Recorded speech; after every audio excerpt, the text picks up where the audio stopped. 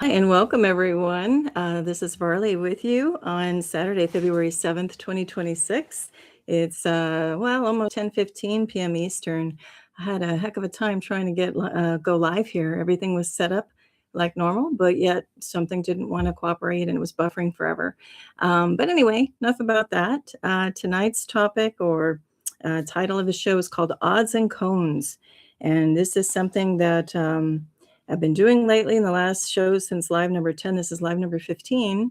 I've just kind of put it out there, my higher team up there, what wants to come through, what should I talk about, if anything. And usually I just kind of wait for a topic. If nothing comes, then I don't do a show. If something comes, I do. So at a weird part of the week, and keeping with the title, odd, odds and cones, and let me just kind of put the little beginning slide there to mark this whole thing. It was just kind of odd. I'm waking up. I did put it out there. What wants to come through? What should I share? And then all of a sudden, all this information starts coming through. So if you've watched any of the similar shows, these lives, you kind of get what I mean, what I'm about to do. I feel like I'm on an amusement park ride and I got to like hang on to the sides and plant my feet, because when I do this, it's just like one big ride to the end. And oh, hey there, higher vibrations. Welcome. Thank you. Thanks for being here.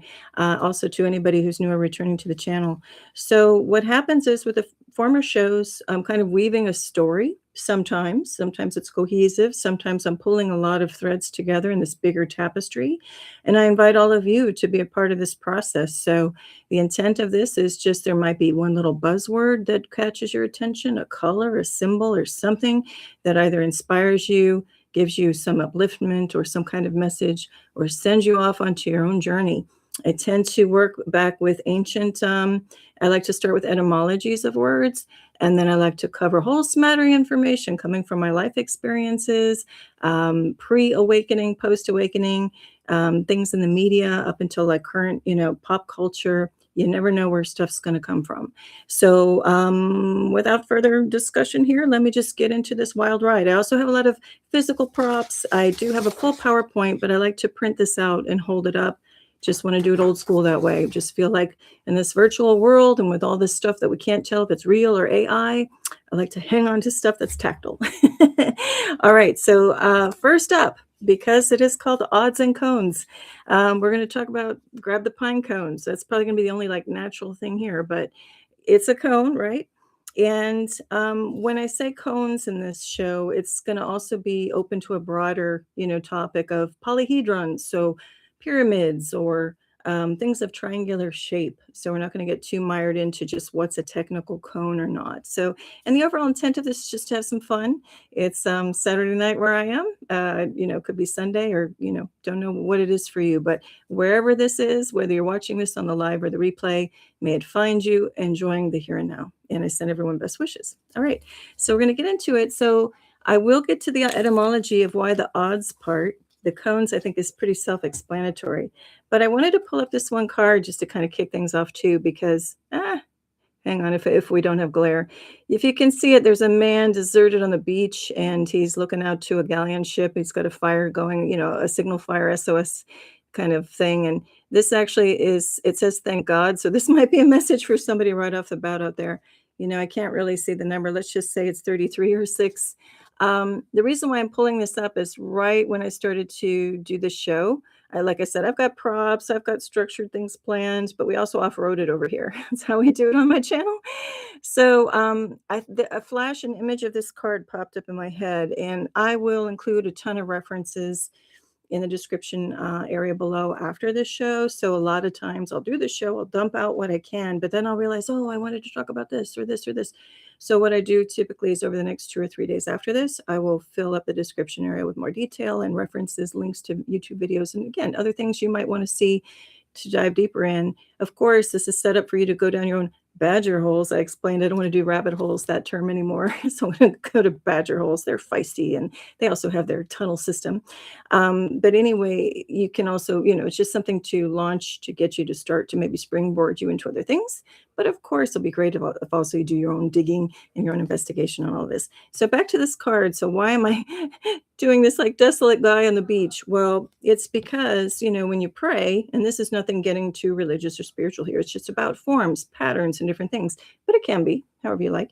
But when, typically somebody prays, you're forming, I guess I could make it a cone shape or, again, kind of the pyramid idea, polyhedron. And for me, this is going to apply to other things I talk about in the show. But for me, when you make that form, you're like, you're praying. Why? Because you're sending out a signal from that point. To me, a polyhedron or a triangle works like two ways. You're coming to the point and focusing and bringing energy there and beaming it out. Or you can also pray kind of like this, the converse, where you're bringing it into a point and then bringing it down and anchoring it to the earth. That's just kind of the image you're going to feel like it off of that card. And that will apply to some other things that we're talking about. Of course, the cones, the pyramids, we can be getting into obelisks and towers, and there's all sorts of other categories that I'll just mention now, but we're not going to really go into those too much on this show. But I'm opening it up for, discussion on anything. And also, thank you if you pop up in the chat. This show, this channel has been shadow banned from the beginning. So sometimes I see people there, sometimes I don't, but everything's turned on to receive input, and feel free to make any comments as well as I go through this. But anyway, without further discussion, let's get into this. So we're getting into our odds and cones. I'm going to get a couple of things out of the way with my physical props. I showed you the pine cone, but that opens things up to what? Conifers, the trees, and then we've got things like these cone-shaped things that we wear on holidays, right? Decorative things like birthday hats. And this reminded me of this too. This is a clown, a French clown, and you can see the cone hat. It's referred to actually here as a Victorian mask of a La Jolie period. So it's a clown, with a hat. So I'm sure right now, if I just stop talking, you can think of a ton of different types of cones. I gave some hints on the cover of the show, including traffic cones and other things. So let's keep moving. And I'm going to stick to my notes so I don't go too far all over the place. I am going to read this straight out, the etymology of odd and cones, just for the show to get things going. And then as I move through, I'll keep it a little more loose. So the image there, though, I want to thank heartily a beautiful soul out there, you know who you are, who brought up this topic, this image, and sorry, it's mirrored. This image is of a sea stack out in the Tasman Sea called Ball's Pyramid, and we'll get into that more. But as I was trying to see what should this show be called, the phrase odds and cones came up. Why? Because it's very reminiscent of the phrase rods and cones in the eyes. And I did want to go down that whole direction. And it's like, somebody stop me, because there's so many directions and threads to pull this story together and so many facts and things that tie into that. But I'm going to leave that to the side. So maybe that'll be another discussion, or somebody out there, if you want to go investigate rods and cones. There's a lot going on in people's vision, as we are kind of ascending as a collective. If you looked at any of my other content, we're kind of ascending from a 3D world, or matrix, as some call it, and busting out and moving toward a 5D, very open and expansive and more spiritual oriented. As that happens, our physical symptoms are changing. Like even now, before I come on, sometimes my eyes get blurry, because when messages want to come through, my vision tends to blur out a bit. And I think that's so fun that higher vibrations is so synchronistic. And do go check out that channel, that YouTube channel. I highly recommend it. And I've mentioned it on other shows too, because she talks all about ascension symptoms and things that can be going on in our physical body as we move, through this, collective consciousness. Says, hey, sign us up for a more beautiful world, please. So that means we're leaving kind of like the denser and more lower vibration types things and moving up into a higher vibrational place, or a vibration. And so, things will start happening with our eyes. So when I was getting a lot of information coming through what to talk about for the show, kind of the, phrase rods and cones was coming in, but then it turned out to be odds and cones. And I'll say why, because the word odd, ODD, the etymology of it in Old Norse is meaning point or sharp point. And I'm just going to read a quote that I pulled stuff off the internet. And it says, sharp point like a spearhead, evolving into triangle, and then to the one left over in a set of three, explaining its sense of uneven numbers like 3, 5, and 7. This idea of being left over or standing out extended in the Middle English in the 14th century to mean something different, strange, or without a mate. a meaning popularized by writers, they say, like Shakespeare. Now, oh, welcome, Sarah T. Hi, guys. And so when I say some of this stuff and I'm reading some of these quotes of information I'm pulling off the internet, I just want to make it clear. I think by now, if you're watching this, we've all been around the block a few times. We can't trust everything in the history books or anything that you read off the internet or whatever. So, but yet we do have these common references of things in literature like Shakespeare. So I know there's a lot of talk now. Well, was that really Shakespeare? Can you attribute all those works to this quote unquote person? Is it a person? Is it a female? Is it a male? I'm not going to go down into splitting that all up. So let's just say there's this figurehead called Shakespeare, a writer. If it's comfortable for you to say, yes, it was this male and lived at this time, great. Doesn't really matter. Point is, it's just a common reference. So I want to bring up that Shakespeare word. I kind of broke it down into shake and spear because it's like the quill has a point on it, right? And it's like, you're shaking that quill or, just kind of has a relationship to the point. I thought that was interesting. Spear, point. So they also say, though, the etymology of the word odd can come from Odi or ODDI, which means point of land, or it could be a triangle of land. So as this etymology was coming through, I'm like, bingo, this is our topic because it's going to be odds and cones. Because at the same time, again, beautiful soul in Australia brought this thing to my attention. It's the tallest sea stack out there in the oceans. It is, and I'm going to look at my notes. I have them written down under here. This Ball's Pyramid is also called the Lord Howe Island. It's east of Australia and the Tasman Sea, and I have a map to show you. But it is 1,877 feet tall at the highest point, which is 572 meters. It's supposedly a remnant of a shield volcano.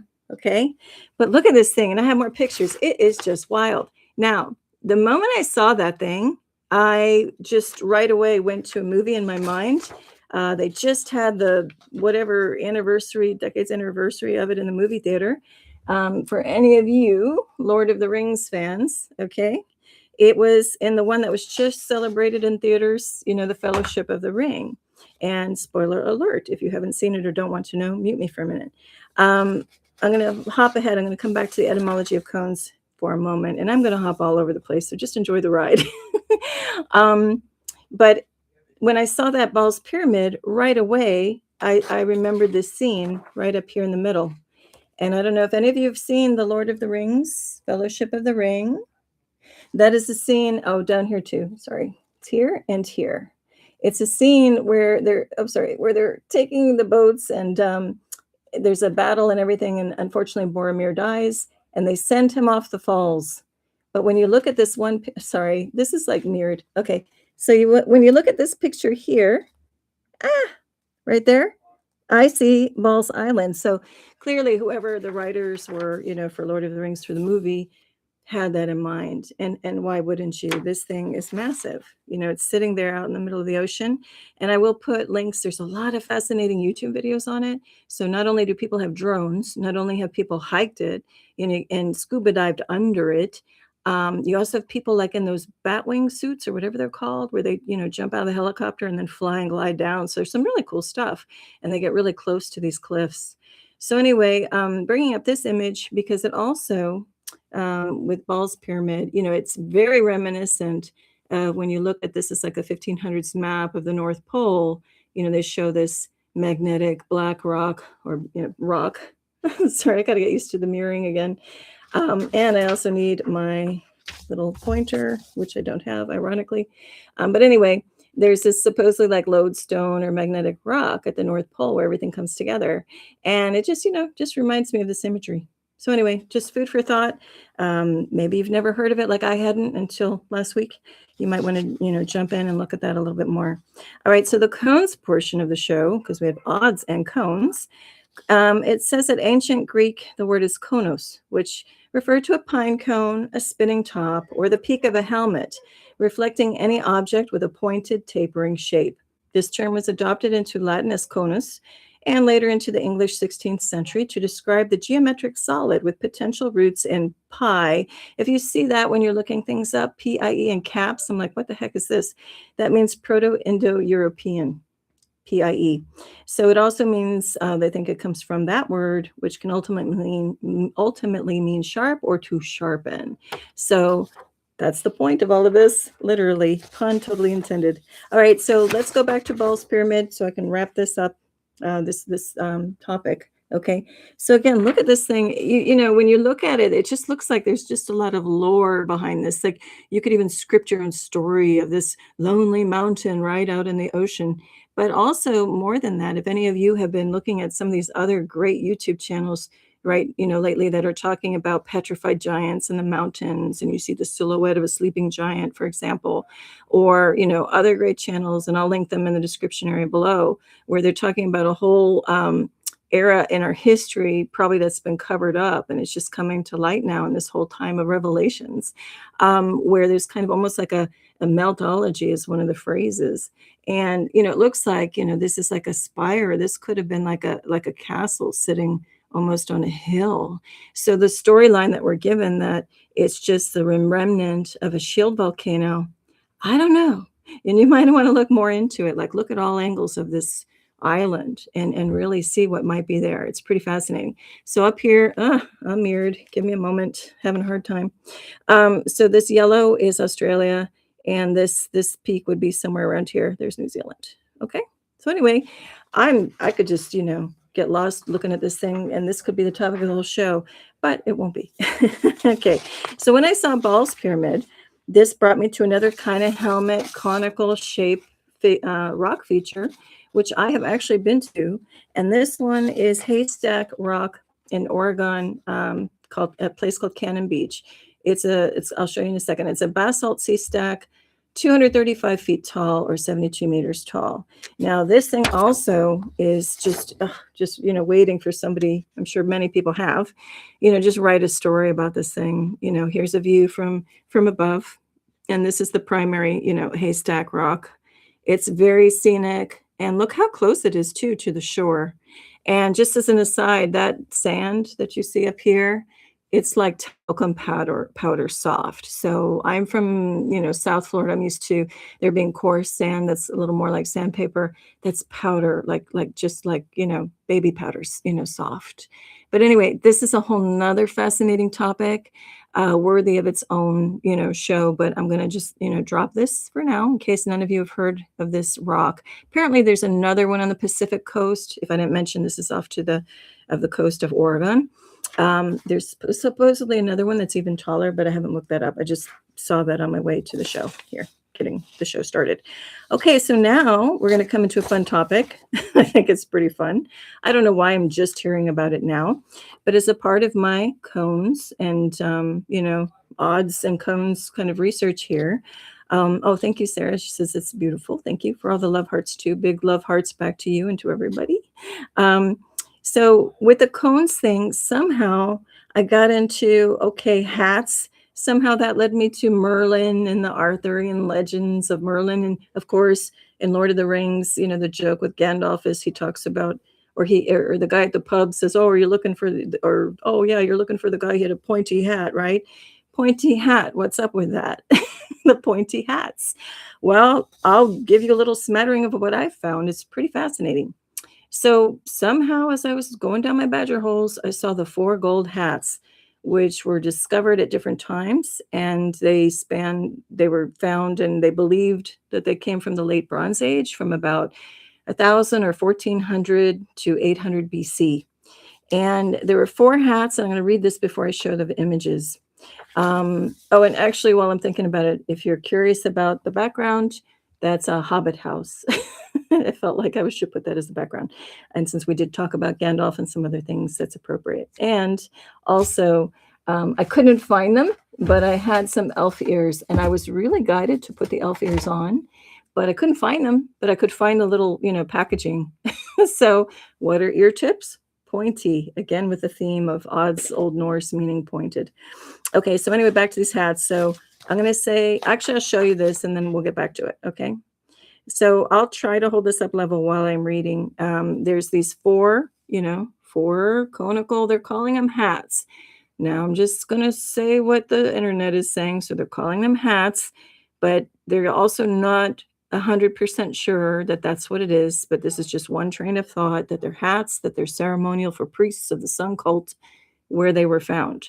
Now, there were four of them, and they were found one was found in Schifferstadt, Germany in 1835. Another one was found in Aventon, France in 1844. Another one was found in Eselsdorf, Buch in Germany in 1953.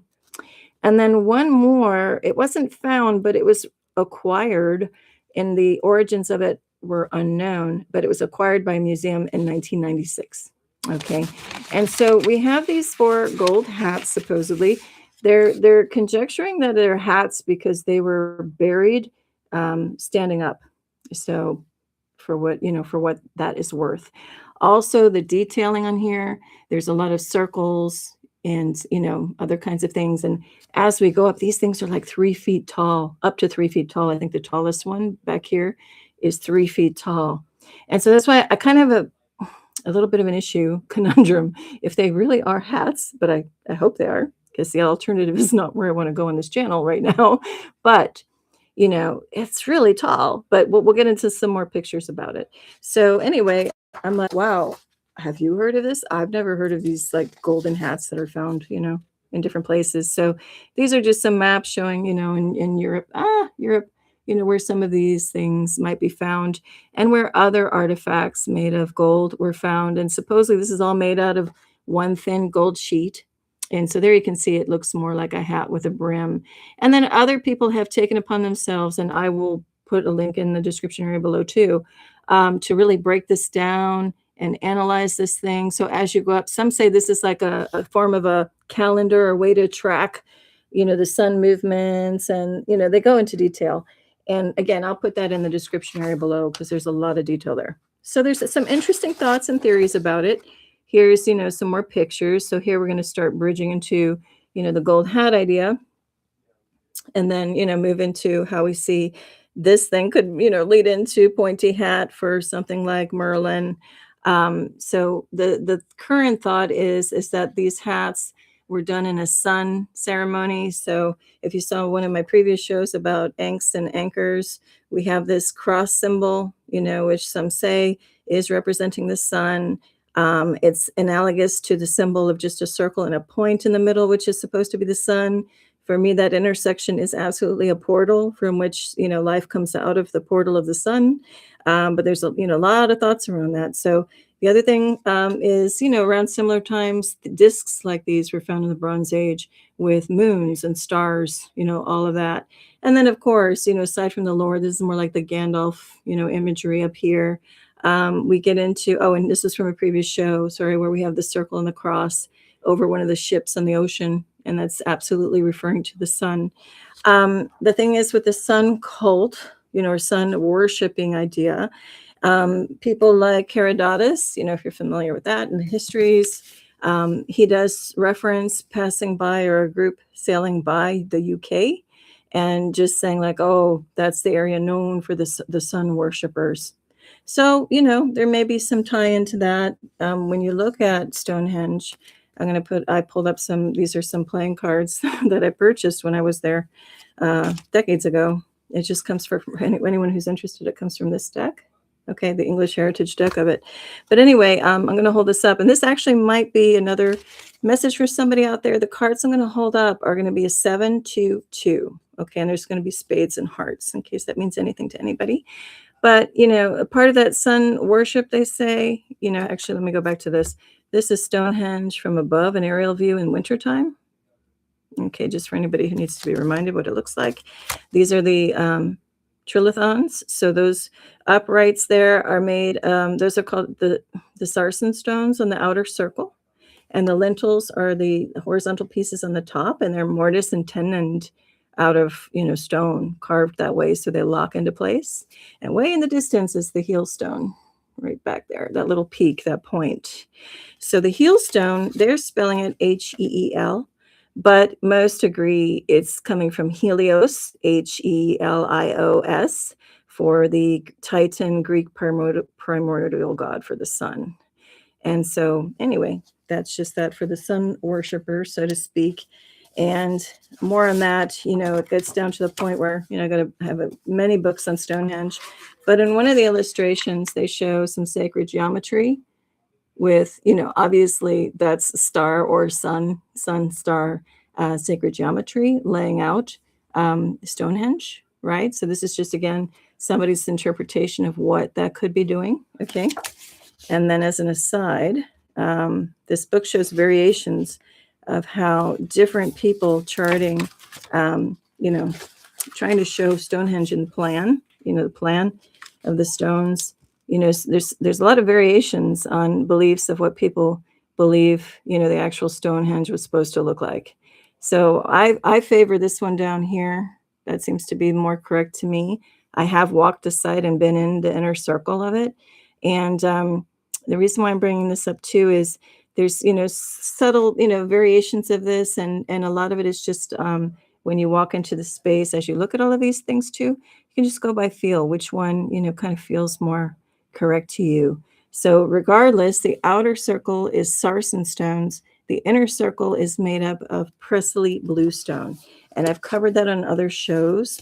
I show samples of that in one of my crystal shows if you want to look at that on my playlist. And those are the stones that I said I had a really profound, real Dreamtime experience just by putting one of those Presley bluestone palm stones on my night table at night. And I had no idea there's certain ancestral stones, and that can really help you, like literally transport an astral dream time or whatever to an actual place. And I will say I've never had a dream more real in my life than I did with that, palm stone sitting there. And I only found out later that it could do that. So that's just a friendly little reminder. If you're into crystals, just, really watch your crystals. Some can be extremely powerful, and just watch if you put them near your head, when you're sleeping, because it's just like, actually, ironically, right, like the cell phones, how a lot of us can feel there's just some damaging stuff coming off of that. I know I feel like awful if I've left it on my nightstand by mistake. It's just, something in the night with those frequencies. Well, conversely, some of these stones can be really good for you in the night, or also, if you want to connect with your ancestors. For me, it happens to be Presley bluestone. For you, it might be another stone. You might want to look into that, right? And actually, while I'm at it, I wasn't really going to talk about it, but since we're going to be talking about cones later, I have a nice piece at like a selenite tower, like a cone. Ooh, it's really turning interesting colors with the light on this. Go ahead and look at my video or anybody's videos online if you want to know a little bit more about selenite. I'm not going to go into it right now. Just because there's too much to cover today. And also, I'm just feeling like another crystal of the day for the show might be black lava, since we were talking about those sea stacks, and that it might be, connected with a volcano. Oh, and thank you. Sarah says my granddad was from Ireland and he loved playing cards. Yeah, cards are amazing. There's so many, not only just regular playing games and whatnot, but if you were also into doing card readings and things, you can just as easily use playing cards, to do that. Okay. All right. So now, and just for fun, because I have it as a prop, I did make a game out of actually the Stonehenge plan. It's actually like a game board, and I have pieces and everything. So this to me is like, this feels to me what the original, plan of Stonehenge is. Okay. Fun fact. But otherwise, we're done with that prop. All right. So let's keep going because there's more fun stuff to get into. All right. So thinking about cones and those golden hats, and again, that's just a question out there. What do you think about those things? Were they just for some kind of sun ritual, or, do they have potentially other meanings? But then I thought, what is it about these hats? Because, you can think to Egypt, and, you see on those, friezes and the paintings where there's always these elongated, maybe heads with even more elongated hats involved. Well, in the modern, Western world, we can look at the evolution of just the hats for men, which started from like the derby, the bowler hat, which in the UK was in London was the bowler hat, and in the US it was called the derby. But there's slight variations of it, but for all intents and purposes, it was kind of like the similar hat. But then that's the rounded thing, and I'll show pictures. But then what happens? Then we get to a top hat. And then you get into the Lincoln style, even taller, Abraham Lincoln style stovepipe top hat. And it's like, what is this with like elongated heads and elongated hats? So that's where my mind was going. Anyway, we have here, I just have a little picture here. So you've got the bowler hat, up in the corner. And I looked this up, and here's some other variations of the top hats. So you have this one was more for like, like regular class. And then, of course, top hats we associate with wealth. And if you're like a dandy, you're of a different social class. What I found out is, why is it called bowler hat? Supposedly, and again, I say all of this that I'm going to cite years and, fabricators. We're going to hold this loosely because I don't really know if this is the true origins of it. But supposedly, bowler hat was invented in London by Thomas and William Bowler, and they were hat makers, supposedly commissioned in 1849 by a guy named Edward Coke, like the drink Coke. And he was looking for a hard hat to give for his gamekeepers. So as they were, riding horseback through the forest, low branches wouldn't like hit him on the head and hurt them. It was kind of like a bougie hard hat. Is apparently what it was. So, and then the top hat supposedly came along from a haberdasher named John Hetherington, and also in London in 1793. And when that came along, and this is just a cheap party store version, but, to give you the idea, it's a little prop, little top hat, came along. It supposedly replaced the tricorn and the bicorn hats, that whole era. The first ones actually were developed probably in 1793 by a guy named George Dunnage, who used felted beaver. And so they did use beaver fur for the original top hats, and then that morphed and changed into using silk. And I guess, I'm not sure why, but that's what happened. And let's see. Oh, and then there was also a collapsible version of the hat, which came along in 1812, called the gibbous, after Antoine Gibbous, a Frenchman who had invented it. And the stovepipe hat, supposedly, that one came along in the early 1800s, some say 1850s, and they just say, oh, the person who made it famous was Lincoln. But they really don't say much more than that. I'm not sure why. But anyway, here's just more pictures of this. Is supposedly one of the original derby hats. Was like a taller version than what I showed you before, and there's like a lower version. And of course we have Lincoln here. And then this is just, again, looking at, some of the various styles over time. And this one just really literally stands out, like still like, why the top hat? And then over here I have, the old magician, the top hat and the cane, and he pulls the rabbit out of the hat. I think that has more kind of like secret society meanings behind it, but if we want to go down that badger hole, but I'm going to leave that alone for now. But anyway, one of the things said about the stovepipe hat, because again, I was asking questions of the internet, like, why so high? Like, why did it, morph and become such a tall hat? And the answers were, oh, well, they could keep documents in there. If you think about it, you could roll up a piece of paper and shove it up in the hat and carry it around like that. I don't know. That doesn't ring true to me. See if that makes sense to you. To me, it's kind of like, of course, if we want to get into the fun esoteric stuff of all of this, and of course, if you've watched my channel, I've documented cloak and craft in the sky for over 5 years. So my brain automatically goes to, and my heart goes to, like the galactic side of things.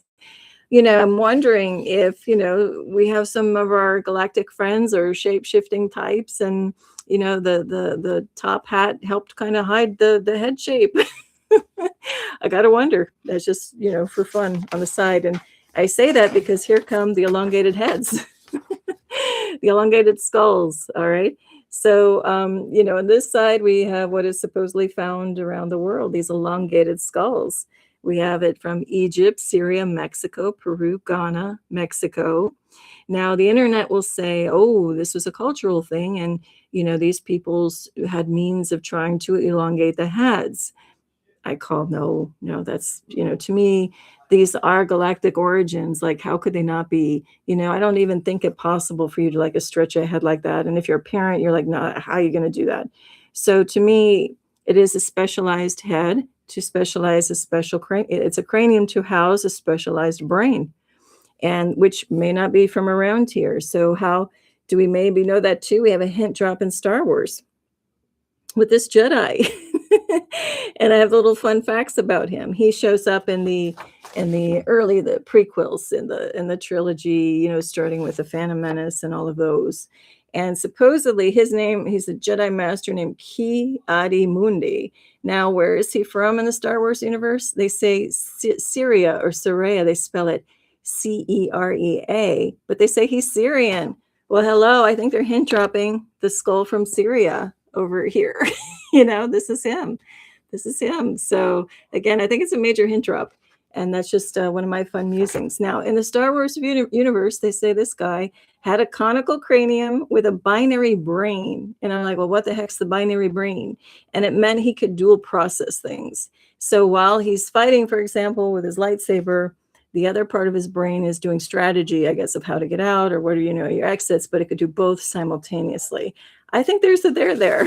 So I think there are other races, that do have these larger cranium and probably are very much capable of doing that somewhere in the universe. All right, so now I think I can stop looking at the notes, which is a good thing. And now let's get back to the slides. All right, so here are some hat forms and some more kind of backup on, the Egyptian culture. Look at that hat. So I guess, back to our gold hats that are 3 feet tall, I guess, it could have been used ceremonially. If this guy's got one on that looks, sorry about the mirrored function here, I'm all over the place, but, that could be, 3 feet. Anyway, also there's some other examples with statues where you see they've got the really elongated hat on. And then in some of the friezes, and I meant to include it, but I don't have it, they do show like the person sitting here, presumably a king, and they have their elongated hat, but then there's another portion sticking up that looks like it would be exposed cranium, head, but maybe it was just a trick of the photography. Maybe it was all hat, but it does make you wonder, were they concealing the conical head, and did that mean not necessarily status became like royals became this, because they had the higher hats and stuff. But it could have just been strictly a difference between that was a galactic ET with that head shape and everybody else here wasn't that, right? So anyway, there's other things along the Bronze Ages where we have a conical shape. Conical shapes repeat all over the place. And, that's going to eventually lead us into our happy birthday hats, right? Because that's the modern answer to some of these things. So anyway, I don't have a real super deep dive on all of this, but I'm just throwing it out there in case you might want to go down and explore that further, right? So then when we talk about head shape and we looked at some of the galactics, I have to bring up the Sasquatch because the Sasquatchy people, and I'm going to give a shout out to Scott Carpenter, who, peace be with him, has moved on from this earth plane, but he still has his YouTube channel. His son is keeping it up, and he did some amazing work, captured a lot on camera about different beings that he got photographs of in the forest. And so that's worth a check. And I will go ahead and link some of those things in the description area below. He has really great shorts. It was a longer show. I don't know if that's still on his channel, but there's a shorts called Strange Being in a Portal. And you can see a portal on the trail and you see this being in there kind of crouching down. To me, it's very clear. And that's also reminiscent actually of Lord of the Rings. There's a scene, again, spoiler alert, put your earmuffs on if you don't want to know. But in the Lord of the Rings and the Fellowship of the Ring, the hobbits are hiding under the roots of a tree because they know like these bad, evil horsemen are after them. And all of a sudden they're hiding under the roots. And then out of nowhere from the right side of the tree trunk to the left, you just see the horse emerge like they came out of quote unquote nowhere. So they came through a portal.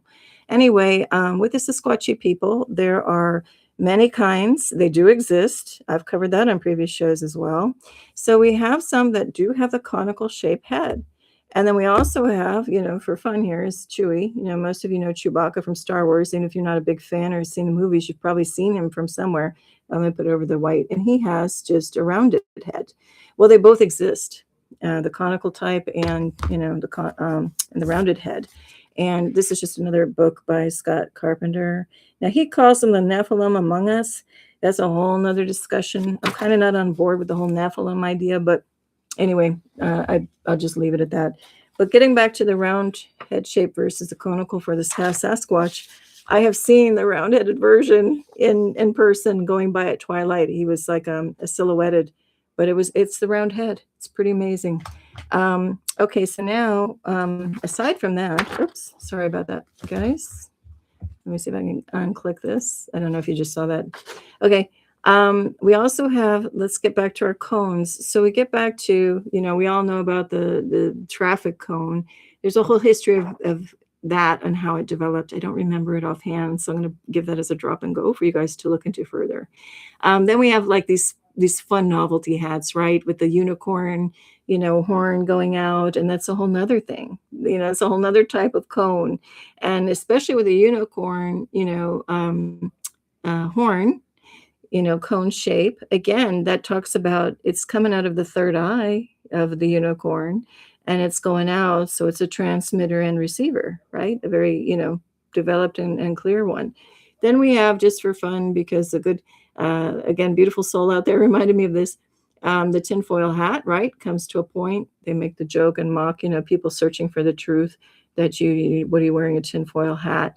But anyway, there's a lot to that too, but I'll leave it for right now. And then, of course, we have the cone shape, the ice cream cone. And actually, the more you look at cones, you'll start to see them everywhere. Okay, so now we're going to get to an interesting point in history. We covered some of the men's headgear. Now we have some of the women's. Have you ever wondered why we see these fairy, today it's called like a fairy princess hat, with the pointy hat and the veil coming down. These are all examples. Where did that come from? So I was looking at that, and actually it's called it was popular like in the French courts, and it was called to me, it looks like, okay, in English, it looks like hennin, but if you say it in French, I think it's like henna, something like that. But anyway, yeah, what was that about? Like, the explanation I saw on the internet was just something like, oh, well, it was popular over in the Mongolian area or something or other from other, territories. And so they just adopted it.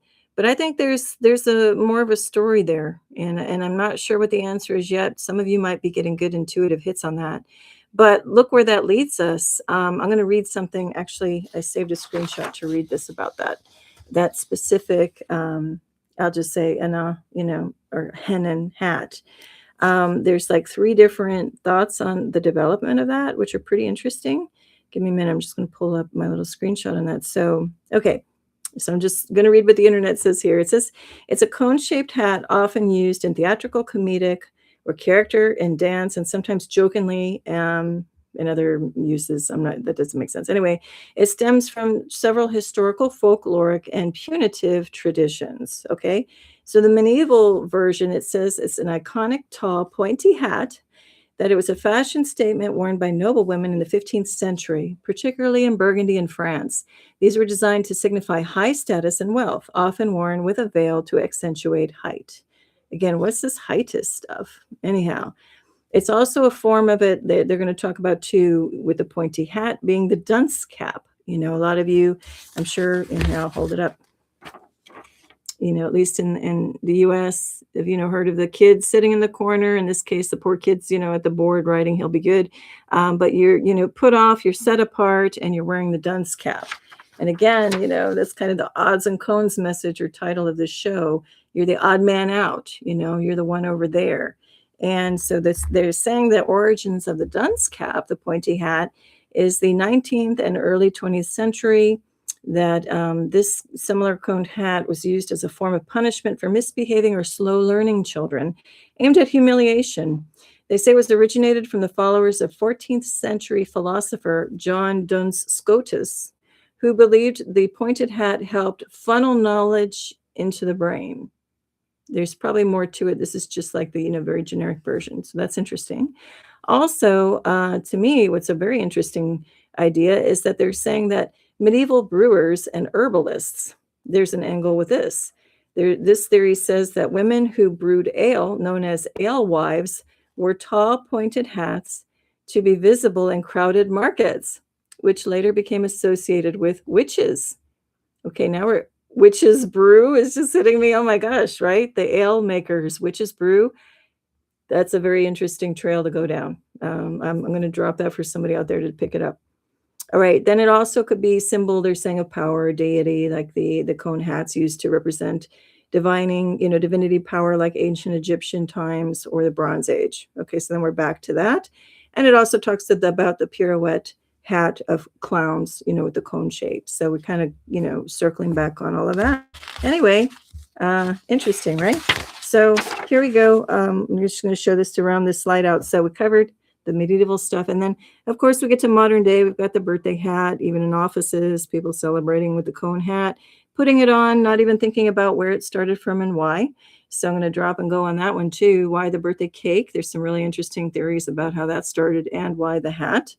Then we also have in pop culture, getting to the 80s, we have Devo, the group. They have these truncated cone hats they put on that were stepped. And right away, when I saw them, it reminded me of the ziggurat pyramid in Iraq. Many of them are there, many examples in Babylon. So anyway, I'm going to drop and go on that one too. So now we're going to move into slightly different territory. We're going to move into a little bit of architecture and some enigmas. And then we'll get to, I'm going to close everything out on the cone of shame. And if you have a pet and they've been to the vet, you may know a bit about that. Okay, so we'll just wrap this up. So here, some of you may be familiar with this. It is the World's Fair 1939 in New York.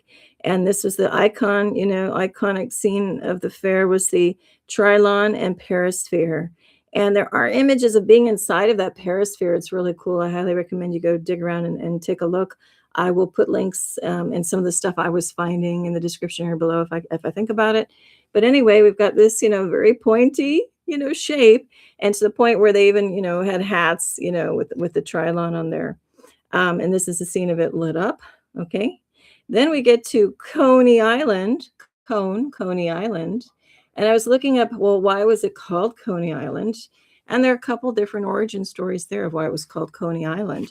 And actually what's fascinating is this supposedly is Coney Island lit up in 1905 with all these towers, all these pointy towers, right? Sorry, this is, look where my hand is not. That's Coney Island.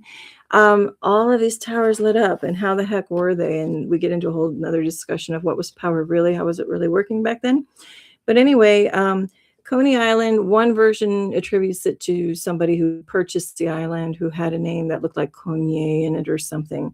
But if you go even before that, the indigenous, the Native Americans, apparently the Lenape tribe, called it Nariok, something like that, meaning point or corner of land. It also meant perhaps the land that's always in the light, or the land without shadows. So again, when we look back, some of the history that we're told doesn't quite make sense. And if we dig deeper, we might have, find things that kind of have a little more traction to them that make more sense, right? And then I had one more thing here, but I'm not sure why I brought it up now. I'm going to leave that there. But I think I put this in here. Up here, this is a scene from Men in Black, and they were pointing to the same area, actually, of New York that had the World's Fair in 1939. They had a World Expo in 1964, and these were just these towers. Sorry, these towers were explained having some kind of galactic tie. And I think I only put these in because originally I thought these towers were at Coney Island. And I think the answer was yes and no. I think they were like 20 miles away. So anyway, that's kind of a leftover, but another little aside if you want to look into that. Okay, now here's the fun portion of the show. This is a question that I have, and this is something that I was observing real time back in 2018. And I'm dying to know if any of you remember this incident. So it kind of ties into the sun aspect of the show. We were talking about sun worshipers or sun cults. This is about the Sunspot Observatory in New Mexico. It was evacuated suddenly from September 6th to the September 17th. There's something to the numerology there, but I'm not going to go down that one right now. So for all of those days, and I'll show you what the observatory looks like, and I'm bringing it up because it's, again, the cone idea. It sits atop a hill in New Mexico, and it has direct line of sight to the White Sands Missile Range. That's where the Trinity site was for some very famous testing, and the Holloman Air Force Base. Now, this whole thing was shut down a very long time to the extent that they didn't just shut the tower down, they shut down the post office, they shut down the entire hilltop, which had a lot of people, a lot of different workers. And the excuse was, oh, because a janitor, okay, I'm already setting it up to be mocked, but go with how you feel. If you feel this is a true story, I'm not knocking it. Just my own personal thing is screaming, no, this isn't happening. So they supposedly closed it down because a janitor had porn on a laptop. Okay. FBI were crawling all over this tower on the outside, inside, every which way. And at the very same time, 5 other bigger or notable solar observatories closed down as well. Now, YouTube, internet, this landed there. There were stories all about it, but then of course what happens when there's legitimate truth there and stuff with good teeth on it, they scrub it from the internet. Well, I remember this stuff happening before they scrubbed it. And a lot of people, were really wondering what's going on. And there was some images that somebody showed where an object passed in front of the sun and it was being tracked and captured on these observatories. And that's why this one plus 5 others were shut down immediately, because they didn't want us to see what you could see up there. That's all I'll say. So anyway, if anyone has some really good insights on this or intuitive hits, I'd love to hear it, because I'm really wondering what they observed and why it was so important to shut it down for so many days. Now, just with a normal thinking brain, I think you and I know that it would not be shut down from the 6th to the 17th for just some guy doing that on a laptop. Anyway, just saying. So that's one of those unsolved mysteries. The official record is still claiming that to this day. We know that's, not the case. Anyhow, now we'll finish on a kind of lighthearted. I don't want this to be too sad, but the emphasis on this is the creative aspect of this. So I had to go there, talking about cones. This is another form of cone. So I first thought of this old, the Victor or the Victrola, the gramophone, you have the dog who's listening supposedly.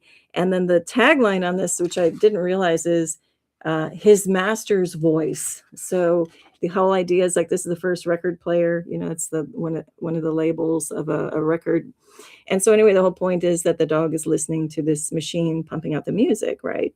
So anyway, somehow we go from this, the dog very curious, listening to his master's voice, to his master has to put a cone on his head. I just saw this dog, and I did do the association. And somebody put the Death Star, they made the cone the Death Star. Here they made it like a bowl of, Fruit Loops with a spoon, And then here somebody did, do a beautiful thing. This is like a very handsome or beautiful, image here. So they took some nice fabric and just made it look, very fashionable, I think, opposed to just going with this cone, coming out of the vet. So anyway, you might have some fun stories about that. I don't own a dog, but if I did, and if I had to do something, I would hope that I could, give the dog some dignity and do something like this. Anyway, that might be something, not only food for thought, but for some of you out there, you might want to get creative. And if you have to have the cone of shame on your dog, you do something nice out of it. Well, let's look at the time. Okay. I think that's going to be it for now. I did have a few other things, to go here and there, but no, I don't think they want to come up. I got more props and more things, but I think that's good for now. I thank you for anybody for your patience if you were, coming on here right at 10 for the technical difficulties. And I guess I'll just say until next time, tremendous peace and love to all of you. And again, thanks for joining in. And until next time.